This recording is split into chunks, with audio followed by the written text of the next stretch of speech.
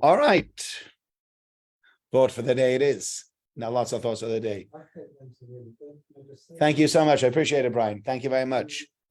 Yeah, so we'll put that out there now while we're on Facebook and while we're on in person and in Zoom and for Torah Anytime. So first of all, welcome everybody. Good evening. Thank you so much for joining me for tonight's Parasha Shir, for those who are on Facebook Live, for those on Zoom, for those in person, and for those on Torah Anytime, the great Torah content, TorahAnytime.com. I've recently started a WhatsApp group with a thought for the day that goes out every single day. If you are interested in getting that WhatsApp, so please get in touch with me.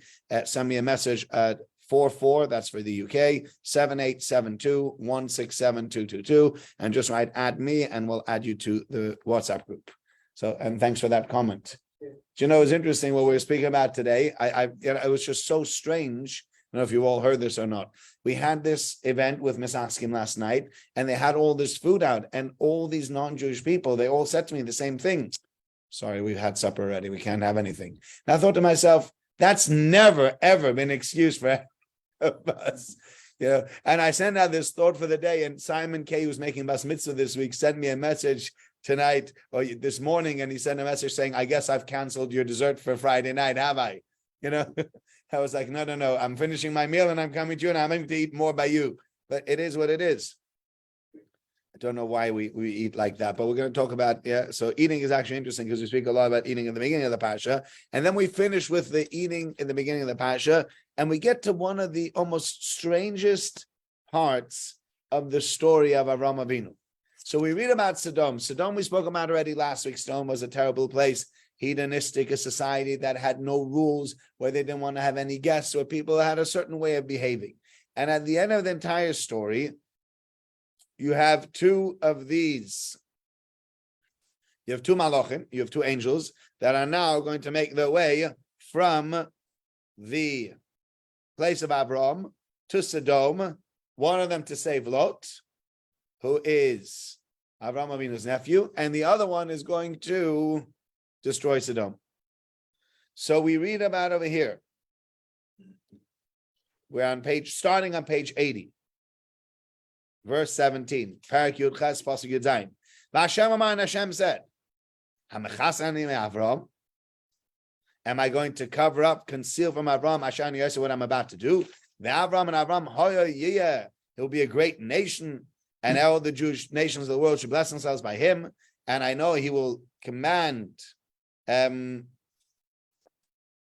will command his children to do the right thing, to do tzedakah umishpah, to do justice and righteousness, and he will bring on Avraham, he says, and HaKadosh Baruch Hu says to him, Vayomer Hashem, Hashem says, now in verse 20, Za'akas Sedom va'Amora ki raba. The calling out of Sedom and Amora, it is quite intense, it's quite big, it's become great. And the sin has become very great. I will go down and I will see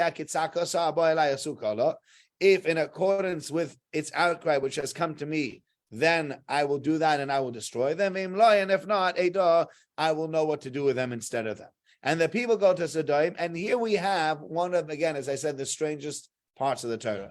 Because now in verse 23, Avraham Avinu turns to Hashem and he says, Ha'af tispet tzadik im rasha? Are you going to destroy the tzaddik with the rasha? Maybe there are 50 tzaddikim in the city. Are you going to not hold on to the place where these 50 tzaddikim are amongst them? Chalila lecha, forbidden for you, Masas Kadavazeh. God forbid you should do such a thing. You're talking to God and you say, God forbid. It's like, you forbid or something. I don't know what you're going to say to God. Like you say, but God forbid you should do such a thing.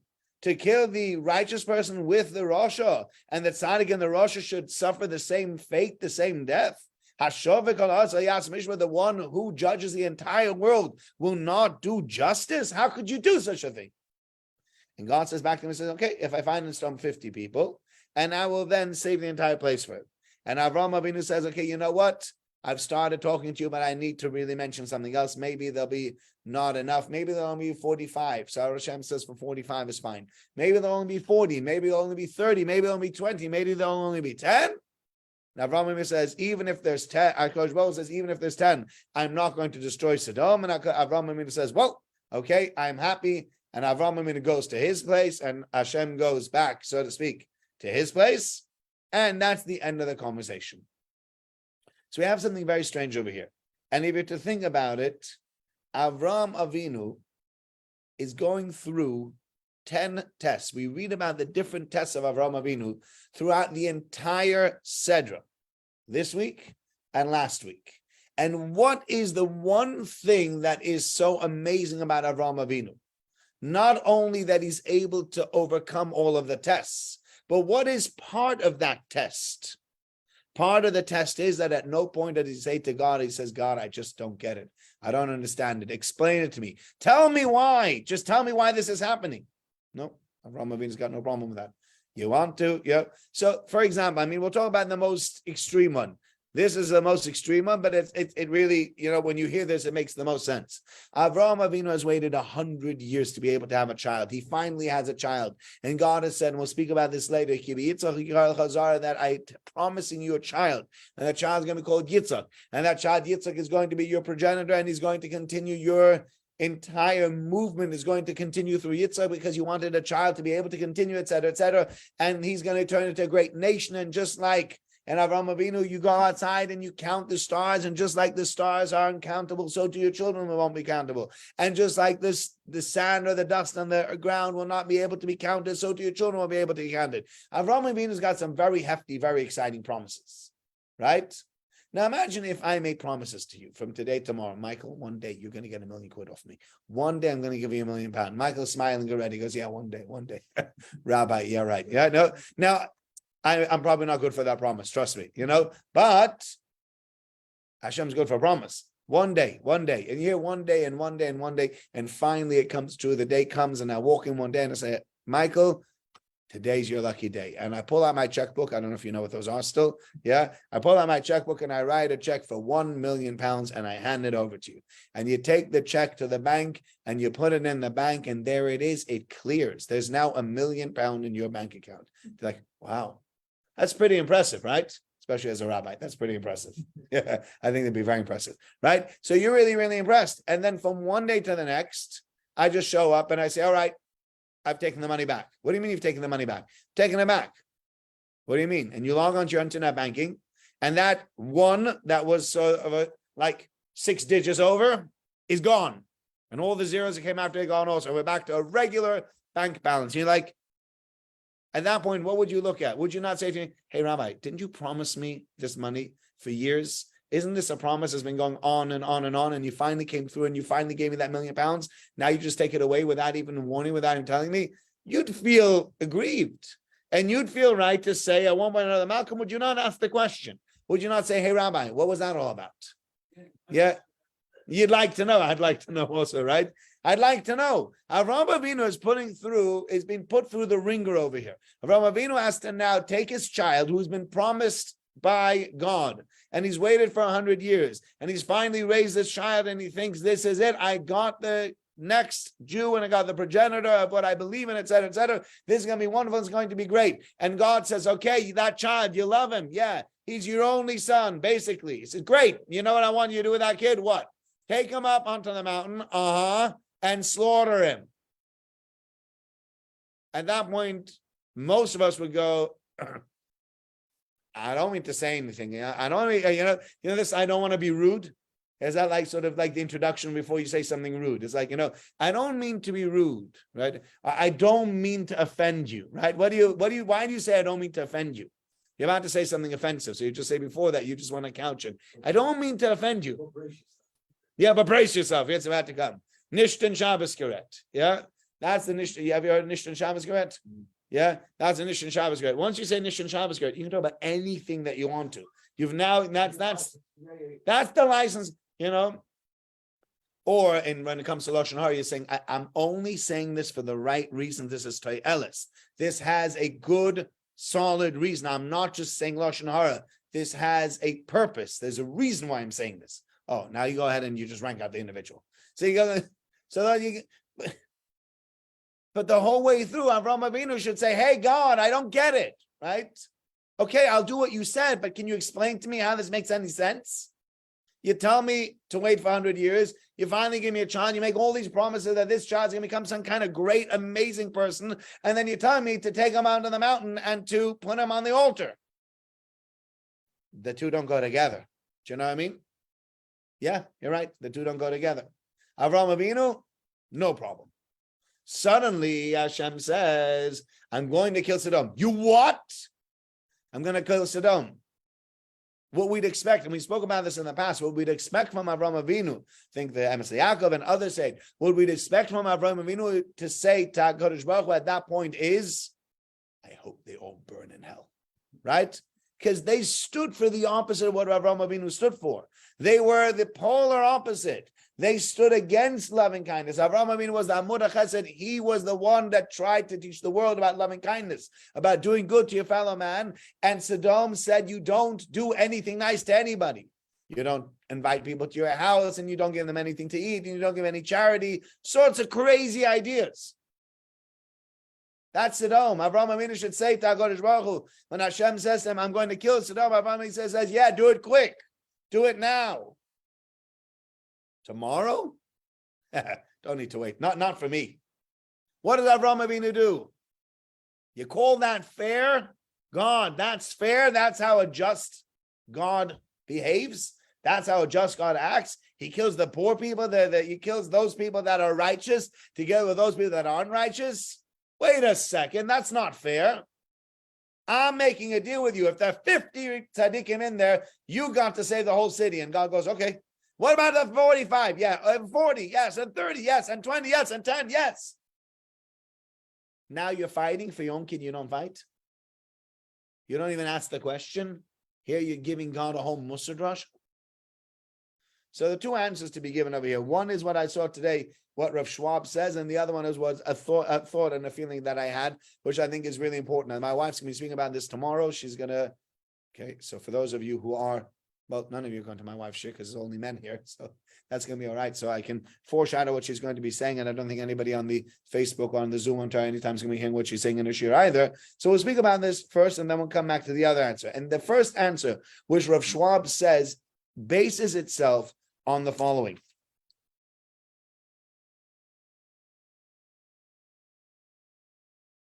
Verse 21. Erdona ve'ere. I will go down, I will descend and see. If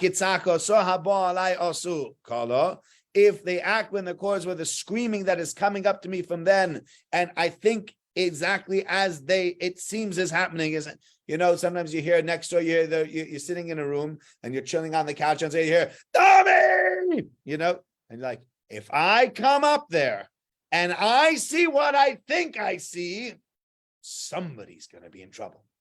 Do you know that kind of thing that we say as parents? Ridiculous. Because you know that mommy, you come to the room and they're having a good time, and one thing on the other one, and says, why did you scream mommy like that? Oh, we're playing kidnappers and I just kidnapped him and he's screaming for mommy.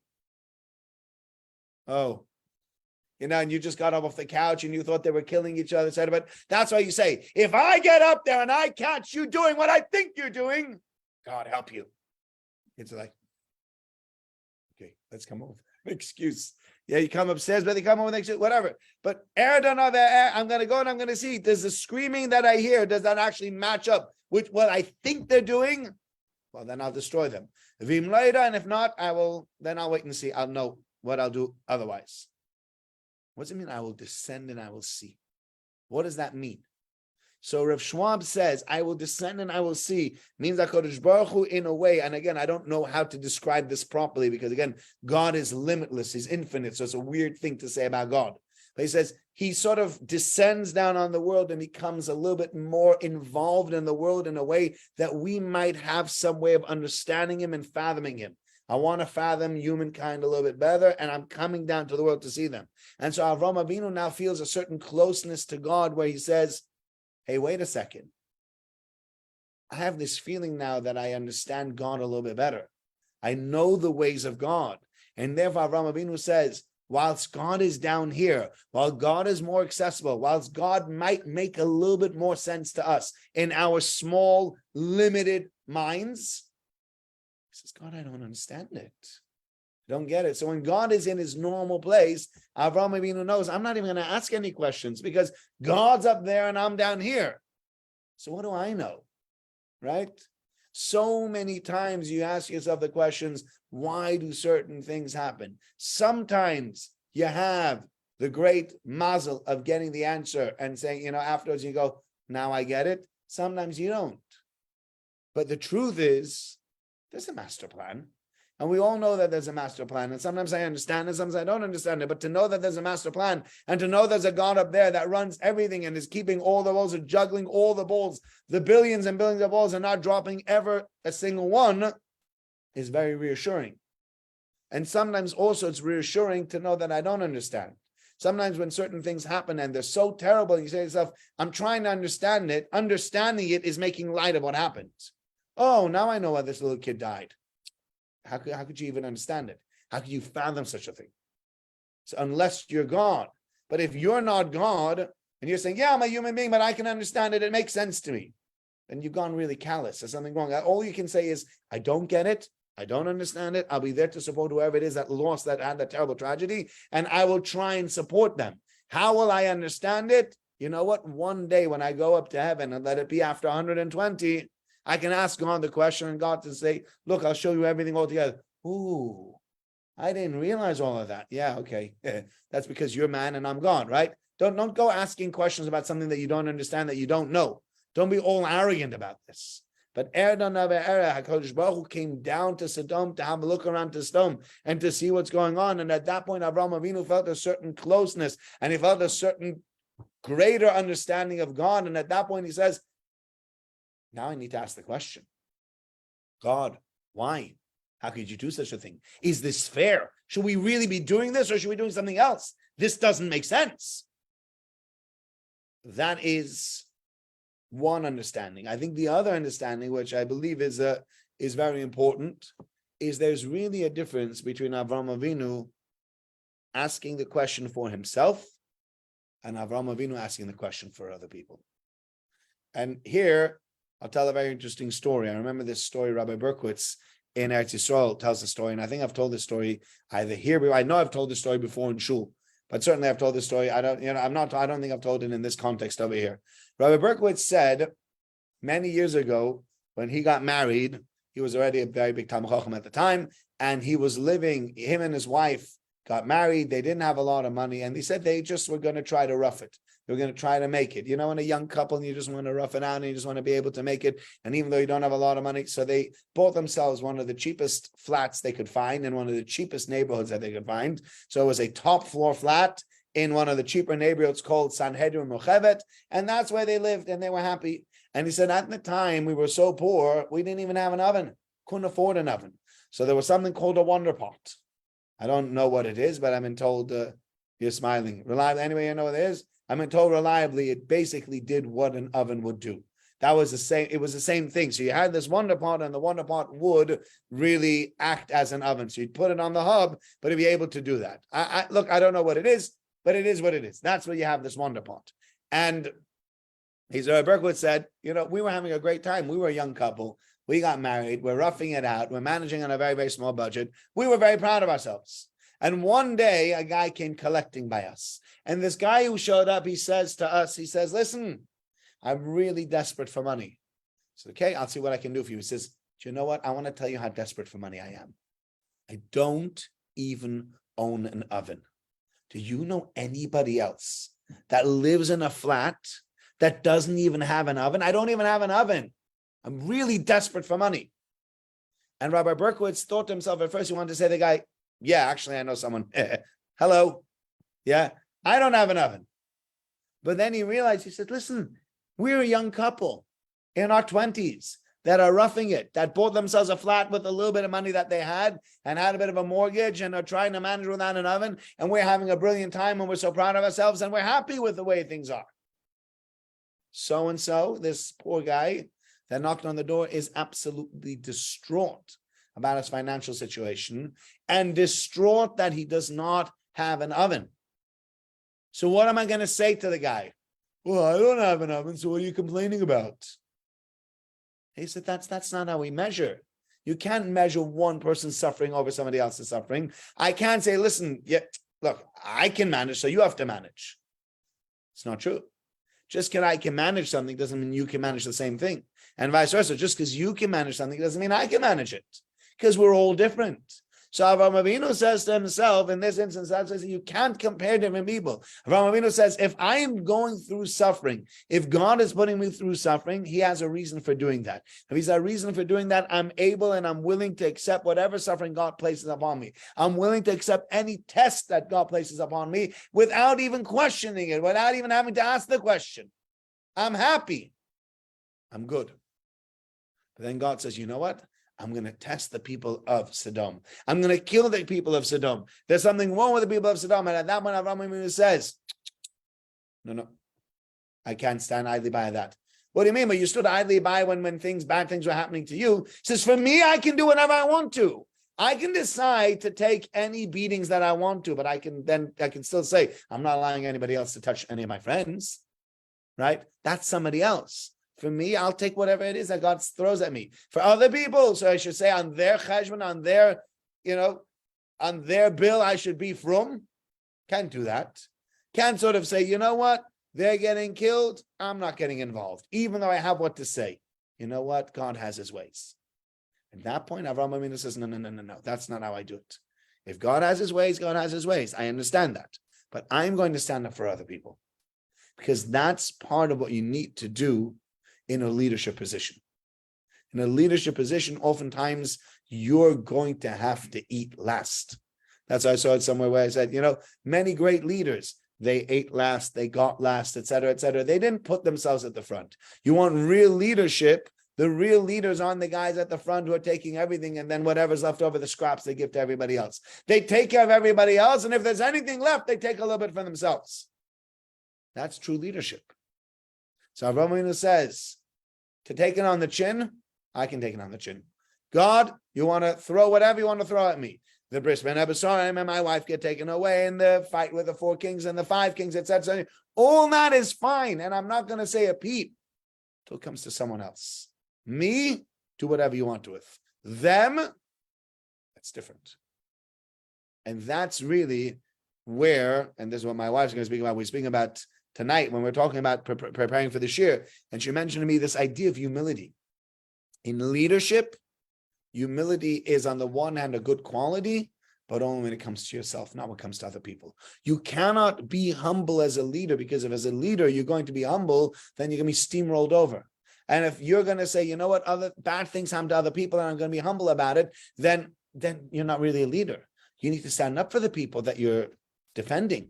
Here's some of the people that are your constituents or that are your subjects or whatever you're going to call it in that leadership that you have. I say, no, but I want to be humble. You know what? Humble you can be at home with your wife, and humble you can be at home between yourself and God. But don't be humble with the people that you're dealing with. Don't say, you know what? I don't say anything. I have nothing to say. I have nothing to do. No, you got to fight for them, not for yourself, but for them. And if you're not willing to fight for them, then it shows that you don't have what it is to be a leader. You don't understand what it means to stand up for other people. For yourself, you don't have to stand up, but for other people, definitely. Now, Avraham Avinu realized that. So he says to HaKadosh Baruch Hu, I can't have you kill Sedom, because that doesn't sound fair to me. What's going on? Right. That's the first idea that I wanted to share with you. It's interesting, actually, by the way, what Avraham Avinu says. We'll just mention this as an aside, and this is an important rule also. I think Rav Yerucham speaks about this. Look at verse 24. Ula yesh, perhaps there will be 50 tzaddikim, besocha inside the city. After Yisrael, will you still destroy them and not save the place? Laman for the 50 tzaddikim that are amongst them. So what does it mean if the 50 tzaddikim besocha in the city? Why do I need to tell you where they are? Obviously 50 tzaddikim from the city. Why do we have to tell you that? But Avraham Avinu says a beautiful thing. He says to HaKadosh Baruch Hu, look, if you're looking for the top level tzaddikim, not going to find them in stone, right? If I ask you, let's talk. Let's give an example. If I said about somebody they were quite well off, they might be a millionaire, right? And to me, they're quite well off. I had a guy, friend of mine, who says, if a guy says to me he's got a lot of money, that means he's left with 20 pounds at the end of the week. That's already a lot. He can pay all of his bills and he's got a little bit of money at the end of the week. This guy's got a lot of money, right? You then start to speak to somebody slightly with higher income, right? So somebody who's already making £100,000 a year, let's say, and they say to them, what would you consider somebody with a lot of money? So another guy's making £2-3 million a year. But then speak to a guy who's making £5 million a year. He says, what do you consider a guy that's got a lot of money?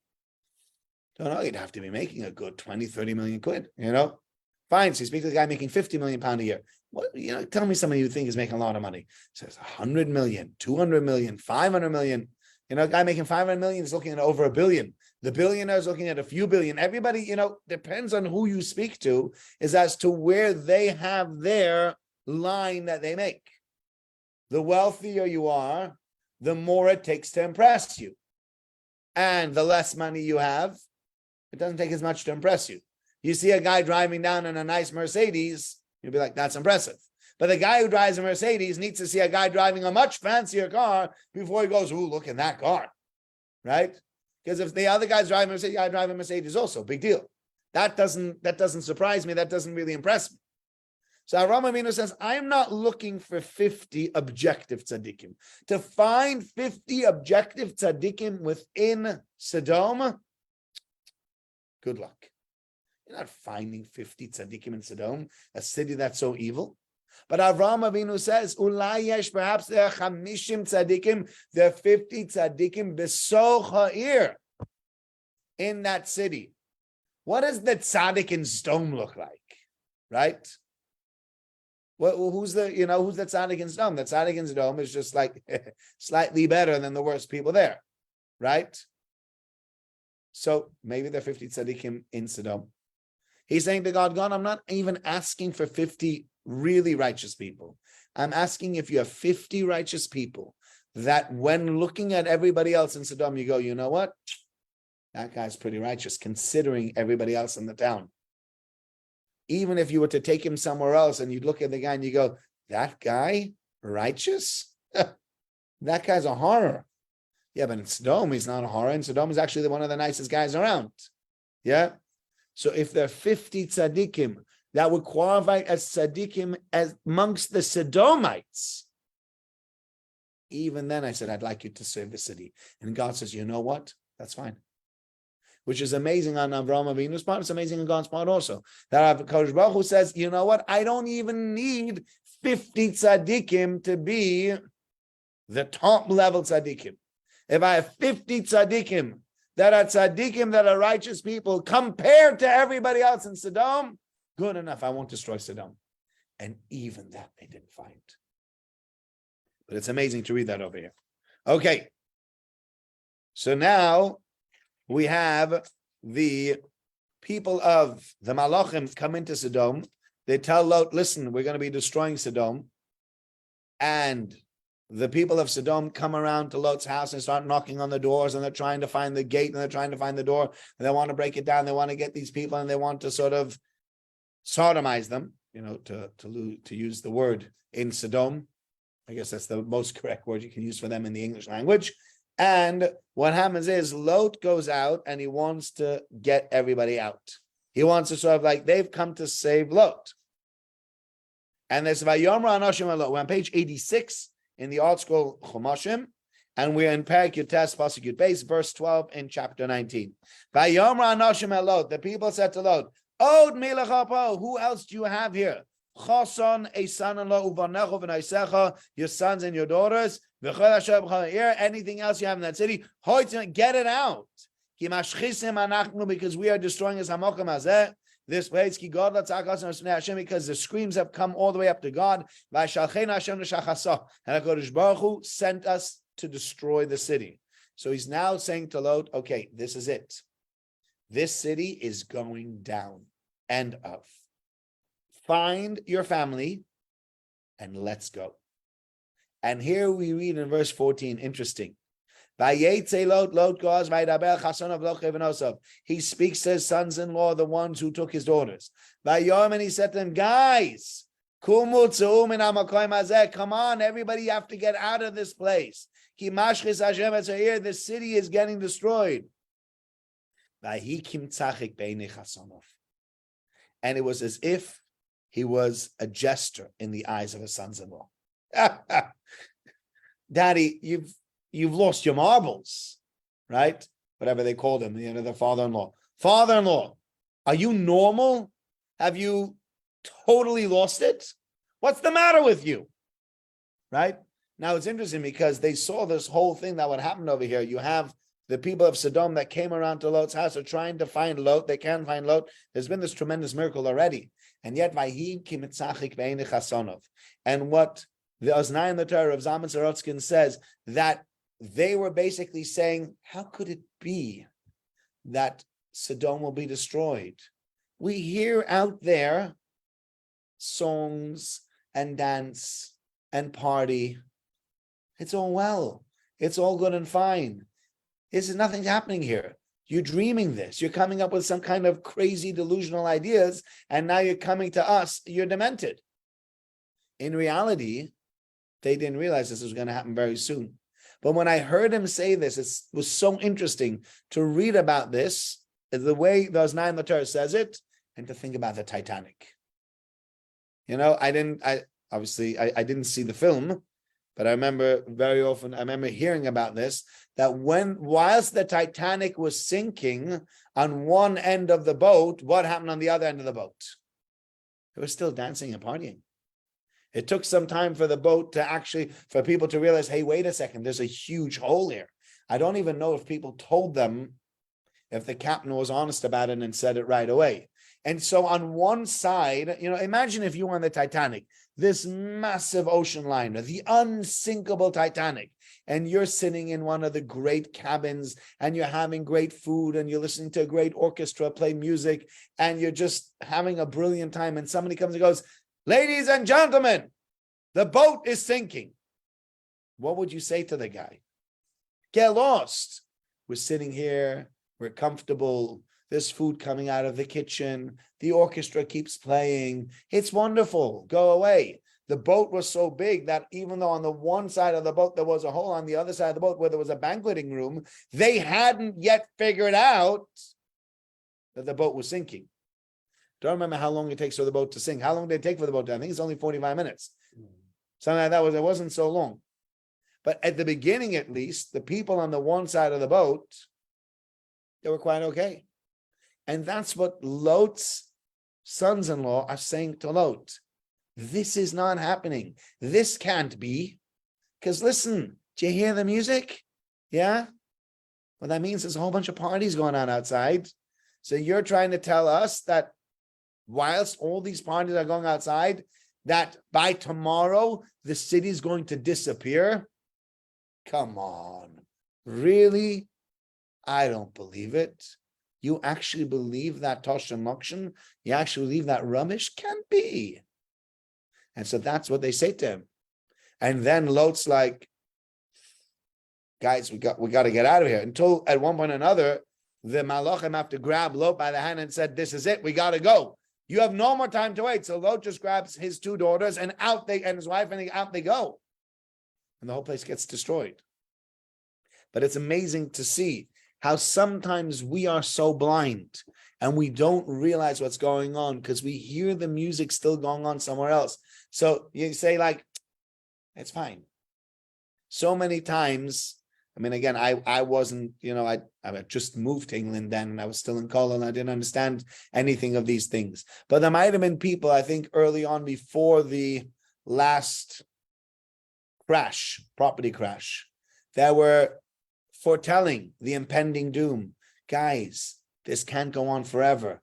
The banks are giving out money for free, basically. You went and you bought a house, you could get 110% on a mortgage. And people were blowing money like no tomorrow. You bought a house for £100,000, you took £110,000, £10,000, you went on a big holiday, you came back 3 weeks later, bought another house for £100,000, got another £110,000 out of the bank, and took that other £10,000 and did something else stupid with it. right? And people blew money like water because the property was just, and every 6 months it was going up 10% and another 10%. It was just moving. Everyone was like, this is fantastic. I mean, we'll never stop making money. At this rate, everything will be good forever. And people thought they were done.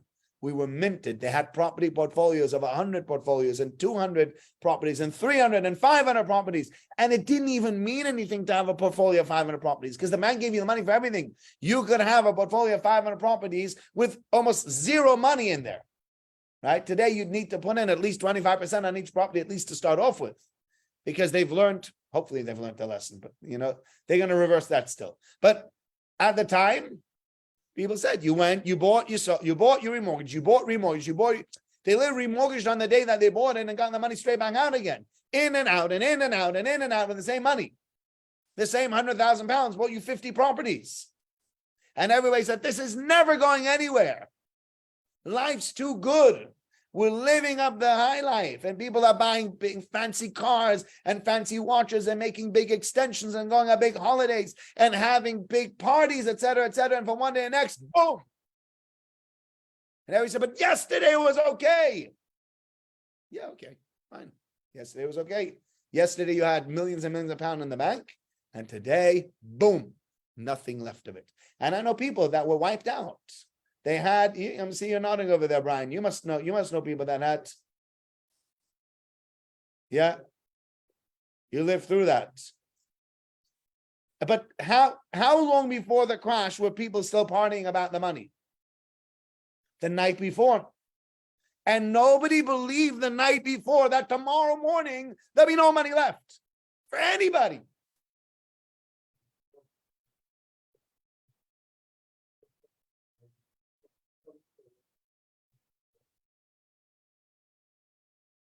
Correct? Yes? Yes. Really? That's a crazy story. Did you hear that? A guy who gone on the Concorde as a multimillionaire in New York, and 5 hours later landing in Heathrow, he could not even afford the taxi fare. He probably put his bank card in the ATM and £0 came out. Said, you got nothing left there. Not only that, they probably hounded him and took away whatever else he still had at home. They took away his home and they took away his car and they took away everything. Everything went. But the day before, 5 hours before, he was still stepping on the Concorde. He was such a high flyer, he couldn't fly a regular plane because that takes 7 hours. And I need to fly it in 4.5 hours. So he got on the Concorde. To land in New York, to land in London, a pauper.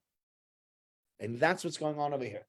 They're saying, they're laughing and they're saying, this is not going to happen. It can never happen. It's a joke. It's a dream. And Avraham Avinu and Lot is saying over to his sons-in-law, and the Malachim are saying, just because it's good today doesn't mean that this will go on forever.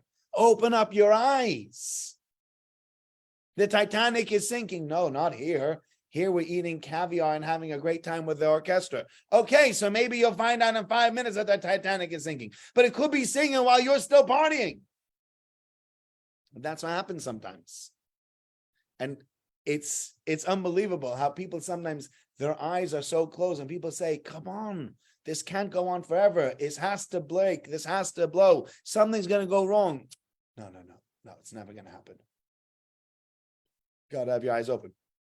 And that's what happened to them. They, instead of having their eyes open, they went in with their eyes closed. I hear the music down the road. And if I hear the music down the road, they're still partying. Sedom is going to survive. If they're partying tonight, Sedom will survive. It doesn't have to be that way.